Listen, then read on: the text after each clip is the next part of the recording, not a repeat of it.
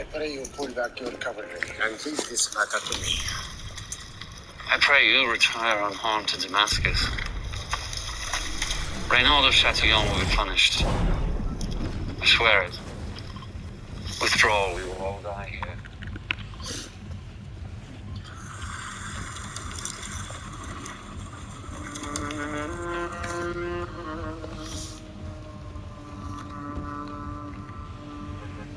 Do we have terms?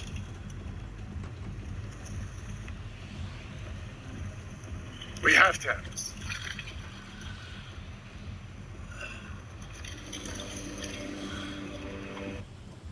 How would you define? There you are. Did you make another child cry? Oh, it's not my fault the kid should cry, baby. You're an asshole. You are an asshole. We are going right to Am I the A-hole? From Bob. Says, hey, Matt, I have two Am I the A-hole questions. I travel occasionally for work, and I spent some time in Kentucky. When I returned home to Ohio, I apparently brought a stink bug back with me in my luggage. The stink bug kept appearing randomly in our house, and my daughter, who loves bugs, gave it a name, Roger. My wife wanted me to get rid of the stink bug or put it outside in the freezing cold to die, and I refused. It's not hurting anyone and keeps to itself. This poor bug has traveled across 2 states and successfully hid in our house for a month. My daughter even named it. So I told my wife I would not let it go until it gets warmer outside. I know this is a weird story, but am I the a-hole who allowed me to live peacefully in our home? You're the a-hole for making me read that entire thing, thinking that there was some sort of good punchline. Like, why am I spending, it felt like hours reading that story about a stink bug in your house, and there's no, like, I thought the punchline would it ended up in somebody's food and they ate it, or like something like that. Just kill the bug. It's a bug, all right? Just you don't want stink bugs in your house, okay? Those of us who've had, real stink, we've lived in parts of the country that have a real stink bug problem. We've had them in the house. It's not cute, okay? Just kill the damn bug, and it'll be fine. They don't have feelings, though, not so. It makes no difference to the stink bug whether it's alive or dead. So I don't know if that makes you feel any better. Like, that's just what you should know. My second question is a little different. Me and my dad are both huge fans of the Daily Wire, especially you. I'm a paying member. My dad is not. He listens to the free shows on YouTube every day. He really wants to see your movie, What is a Woman? But I refuse to let him use my membership to watch it and tell him if he wants to see it, then he should support the company and get a membership. Am I the a-hole for not letting him be involved and watch it for free, or should he have to pay for the membership? Also, this is not a situation where he can't afford a membership. He's just being cheap. Okay, that's a much better story because it all comes back to me, so it makes it more interesting. No, you're not the a-hole. So you got one, you are the a-hole on one and not on the other. So they kind of cancel out. But this is a bit of a controversy, and I hear this from people sometimes. They want people to see What is a Woman, for example, or some of the other great content that I offer. Well, should I just show it to them, let them have my password, or should I make them get a membership? And I think that if there's no financial obstacle for your father, and he's a big fan and a supporter, then he should get the membership and stop being a cheap ass. You can tell him I said that. Did you notice that big tech companies today are masquerading as private companies? Are we supposed to believe that a big tech wolf has now turned into our sweet grandma? Big tech literally feeds on your information by collecting and selling off your data. They can't stop themselves from looking at you online. That's why, to protect myself against big tech's prying eyes, I use ExpressVPN. When using the ExpressVPN app on your computer or your phone, you're hiding your unique IP address. Websites can't use that address to find out your real location or track what you do online. On top of that, ExpressVPN encrypts and reroutes 100% of your online activities so your internet provider, Wi-Fi admin, and hackers can't see it.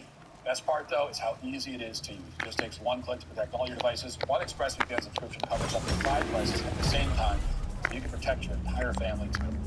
So today's the day. Get the VPN that I trust to protect my online privacy with big bad tech is at the door. Visit expressvpn.com/Walsh right now to get 3 months for free.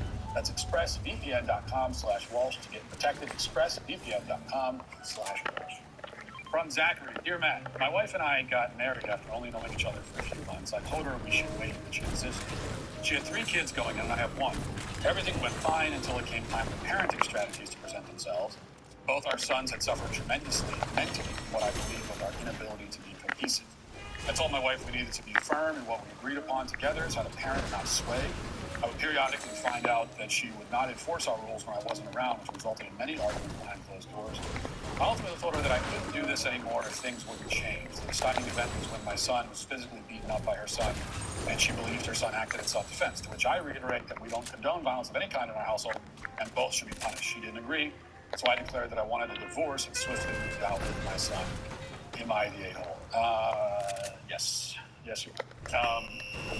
I'm, as always with these things, I must begin with a disclaimer that I'm only getting one side of the story, but in this case, like, I'm getting your side of the story, and so I have to assume that you're giving me the most generous version of events, most generous to yourself, because that's what people tend to do, right? And even based on that, I would say that, yeah, you are being a-hole. On a number of levels, Zachary. First of all, you don't threaten divorce like that. You don't use it as a weapon in an argument. And you did that. And you use it as a weapon in an argument over parenting strategies, which is the kind of thing that like every married couple has disputes about. Okay, they might be some disputes are more serious than others depending on what exactly. Every married couple, this is like a tension you have. You're different people, and so you have slightly different ideas about how to parent, what's the best way to handle certain situations, and what should punishments be, and what sort of things should be punished, and all that kind of stuff. To throw out a divorce threat is way over, and then you actually move that out. Marriage. You made a vow to this woman. You made a promise. And that's supposed to mean something. Okay, it should mean something because you made the promise, you made the vow. You should also want to demonstrate to your son what it means to be a man of your word. And so you fight for your marriage. And you try to work through this. It's not like what you've told me about here. This is not, there is nothing about this that's really, we hear about irreconcilable differences, which I don't believe in that really. But this definitely is not irreconcilable. And also, I got to tell you, I think you're wrong too when it comes to this situation with your son. And first, I mean, it's a problem that you're referring to with her son and my son. Okay, you're married, so they should both be your sons. But this dispute between the two boys, I think you're wrong on that. Now, I don't know who's actually at fault. I have no idea. But if it's true that your son attacked his brother, and that his brother was defending himself, then that matters. I don't know if it is true, but you're saying it doesn't matter at all, that if you engage in violence at all, you're equally punished. Really? So if a kid goes along and instigates it and initiates the violence by punching another kid in the face, and that kid responds, you think they both should be equally punished as if they're both equally in the wrong? They clearly are not equally in the wrong. It does matter who started it. This idea that it doesn't matter who started it. Of course it matters who started it. Now, if someone else started it, doesn't mean that whatever you do is responsible automatically justified. But it does matter who started it. That is a detail that really matters. It matters morally. I mean, in a court of law situation, it matters legally, and it should matter. So I just think we're wrong across the board for the announcement. All right. Finally, from Dan says, Matt, you seem like the best person to ask about the asshole because my situation is about a conversation about a video on YouTube. An acquaintance of mine posted a group chat that her TEDx presentation was live on YouTube. She asked people to check it out, like, comment, and share. The message was during the workday, and I write code for it. After about 40 minutes after she sent it, I had a moment where I could listen to it while I worked. I noticed that the TEDx people made a mistake with editing the video and left the portion that was not supposed to be there. The bit that shouldn't have been included showed the acquaintance getting upset with herself for messing up her line. Then it cuts to her repeating herself and saying her lines correctly. I sent the following message. Quote, around 5:03, they left in a part where you get upset with yourself. I recognize that my message was short and I'm not a YouTuber. I don't know the level of involvement in fixing an editing error. I intended to provide the exact timestamp and the issue as quickly as possible so that she could have the necessary information she could contact us to fix it. Her response was, quote, you're actually the worst. Actually. I let things go, but someone else said, why? Sometimes we should just keep things to ourselves. I responded, I figured maybe they can fix it. I understand how my message's brevity could be misinterpreted. Am I the a-hole for not spending more time developing a longer message? Maybe I'm the a-hole because I shouldn't have provided any feedback unless I also had the time to write a lengthier response that included uplifting language. Ultimately, even though I can understand how my message could be misinterpreted, I don't think her reaction can be interpreted in any other way other than rude. you make videos constantly for public consumption. Do you think my feedback is helpful at all? This is a hard one for me to judge, actually. I know you think that I'm a perfect one to judge because I make content all the time, and so I give feedback to people all the time, and that's true. But that also has made me, I'm not a normal person when it comes to this kind of, because I put creative content out into the world every single day. And so for most people, you know, she did a TEDx, and she felt very excited about it. This might be the first time she's ever had a video that's on YouTube, right? And so this was like a bigger deal to her. And so she wanted a bigger response. Now, I think putting you in a position where you have to watch someone's TEDx presentation, that already makes her day. Like, that's not fun. And if you have a TEDx presentation, your friends and your family, you can send it to them, and you can confer with that. But to put an acquaintance in a spot, so like, I'm already kind of on your side, but she shouldn't have done it. So she's the a-hole just for that. Nobody wants to watch your TEDx talk. Nobody does. But the only people who should have to watch it are those who are close to you. But your acquaintance shouldn't. However, because I make content all the time, I appreciate just like quick basic feedback like that. If there's an error somewhere, something cut out, and someone says, "Oh, you know, this messed up." Like, I'm fine. I don't need all this. I don't need you to pretend. I don't need you. Well, that was great. I love it. Just keep it. Like, if there's something there that I can change, you know, like, just tell me, okay? That's how I do it.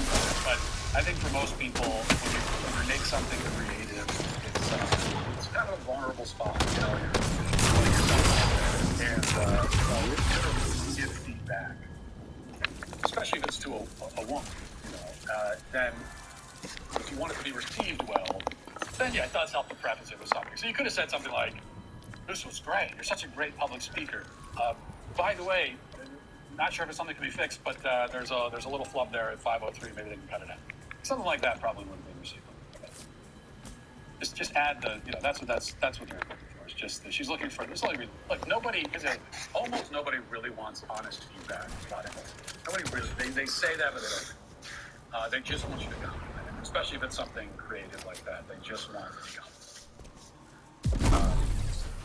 So you're borderline. I don't know. I'll give you. It's borderline on the edge, but she wins out as the a-hole here for making you watch the TEDx in the first place. That's how I. Now, last week, moving on, I think it was last week, I mentioned an email that we got from Rolling Stone where they were asking me for comment on a hit piece that they were getting ready to publish about me and some.